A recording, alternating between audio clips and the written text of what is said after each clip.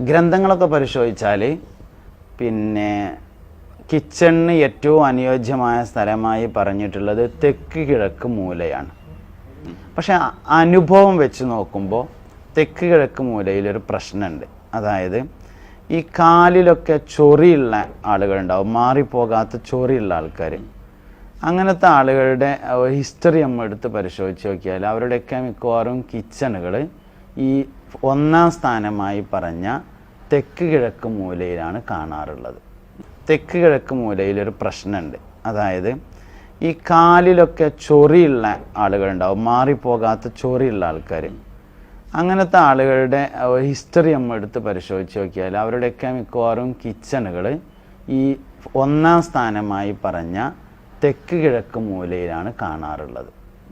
അപ്പോൾ അതിലുള്ളൊരു വിഷയം എന്താ വെച്ചാൽ, ഒന്നാം സ്ഥാനം തെക്ക് കിഴക്ക് മൂലയാണ്. പക്ഷേ ആ തെക്ക് കിഴക്ക് മൂലയിൽ മാംസം, മത്സ്യം എന്നിവ ഉപയോഗിക്കാൻ പാടില്ലെന്നാണ്. ഇതൊരു ആധികാരികതക്കപ്പുറം ഒരുപാട് അനുഭവങ്ങൾ ആ വിഷയത്തിലുണ്ട്.